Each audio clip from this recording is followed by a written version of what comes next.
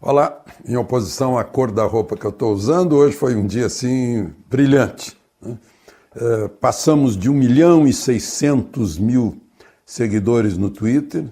Fui informado que já estou em 26 jornais. Esta semana eu estreio no Estado de Minas, que é um jornal muito importante, né? E, enfim, isso dá satisfação nesse... E parece que a gente está vivendo, a gente olha o noticiário e parece que a gente está finalmente vivendo em outro país.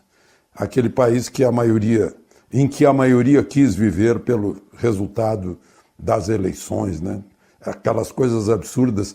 Eu vejo no noticiário que uma facção criminosa, ou as facções criminosas, vão entrar na justiça contra uma portaria do ministro da Justiça e Segurança Pública que restringe visitas aos condenados, aos que estão presos. Bom, é o país país abusado, né?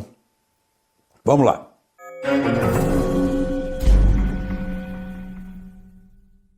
Pois é, vou começar falando dessa lei do abuso de autoridade, que é uma espécie assim de alvará, de salvo-conduto que se dá para o corrupto, para a bandidagem, contra juízes, promotores, policiais, né? Contra a lei também, é incrível, e contra o Brasil, contra a maioria dos brasileiros. Hoje, o ministro Sérgio Moro começou cedinho lá no Palácio Alvorada, que é a residência do presidente da República, examinando as possibilidades de veto, né, nessa lei que passou pela Câmara, passou pelo Senado primeiro, de onde saiu, e passou depois pela Câmara na votação simbólica. Bom, já falei aqui dessa votação simbólica, como é que foi, mas, enfim, parece que ele chegou à conclusão de que teria que ter, no mínimo, 9 artigos vetados. Só para satisfação de quem está preocupado que vá o veto lá para o Congresso e os congressistas derrubem, a possibilidade é a seguinte, né? Com vetos, volta o projeto, a lei volta para o Senado. Começa no Senado, que é a casa de origem. E para derrubar veto é votação nominal. Então há muito pouca possibilidade de de vetos do presidente da República nessa lei serem derrubados lá no Senado. E não sendo derrubados, nem vão para a Câmara, se a própria casa de origem já concordou com os vetos do presidente. Essas são as possibilidades desse absurdo, dessa lei abusada, que é a lei do abuso da autoridade. É uma coisa assim de cair o queixo, né? Tem outras coisas de cair o queixo por aqui, né? Assim como essa que eu mencionei no início, aí, de entrarem na justiça sobre visitas, né? Os bandidos querem impor horário de visita, frequência de visita nos presídios. É uma coisa incrível, né? Se bem que a gente tem visto, por exemplo, o ex-senador Luiz Estevão foi acusado de, lá na prisão, receber regalias, mancomunado com funcionários do presídio, em horários especiais de visitas. Mas um outro assunto, eu vejo aí comentários de que a Receita Federal e a Receita Federal e a Polícia Federal estão cobrando uma blindagem para que o governo não se meta no trabalho deles. Vocês viram essa? Não existe essa autonomia pretendida, né? Eles foram... Sabe o que é? Porque pensam que a gente é ingênuo, né? Devia estar tudo aparelhado. Aí vai desaparelhar, é a reação contra o desaparelhamento. Imaginem a ingenuidade de pensarem que o novo governo, que foi eleito para fazer uma limpeza, não faça a limpeza e não mande, né? O próprio presidente diz, não sou um banana, né? Vão ter que passar por mim, eu mando, né? Ele foi eleito para mandar. Se não mandasse, ele seria um banana, né? Ter o poder e não usar o poder para gerenciar a administração pública. Ele é o chefe da administração pública. Eu costumo dizer aqui, ele não é o chefe das nossas vidas. Ele não é o dono das nossas vidas, ele não manda em nós, mas ele manda no Poder Executivo. né? Eu acho que aí ficou bem claro, né? Esse é o liberalismo, inclusive, que está sendo posto em prática nesse governo, né? Conservador em valores éticos da família, né, respeito às leis, e liberal na economia, conforme atitudes aí do próprio governo. Bom, vocês vão ver aí numa foto que já vai aparecer, eu ontem estive conversando com um grupo de índios da Amazônia, lá na Cabeça do Cachorro, do Acre, do Amapá, de Rondônia e do estado de Amazonas.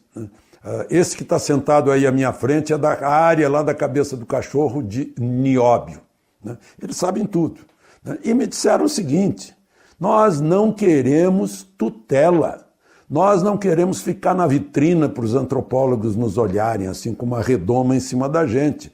Nós só queremos iguais oportunidades, né?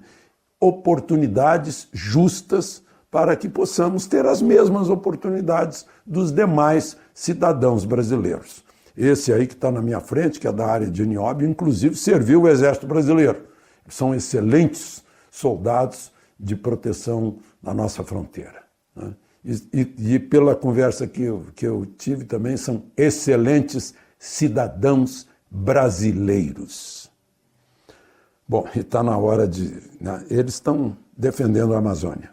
Eles sabem que a Amazônia não é daquele pessoal que entra lá para levar sacos e mais sacos de material botânico, né, que serve para laboratórios pesquisarem substâncias, né, e depois venderem para nós.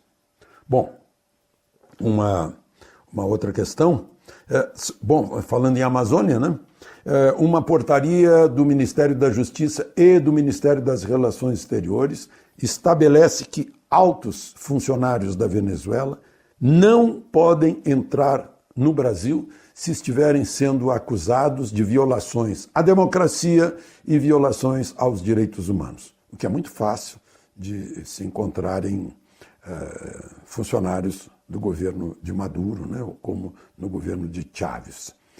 Por falar em Venezuela, depois do resultado desse primeiro turno lá da eleição argentina, o sistema é diferente do nosso primeiro turno e segundo turno, né?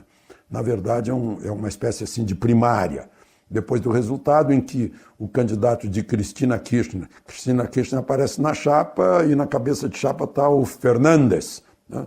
Que o pessoal chama de poste, eu não sei se seria exatamente isso.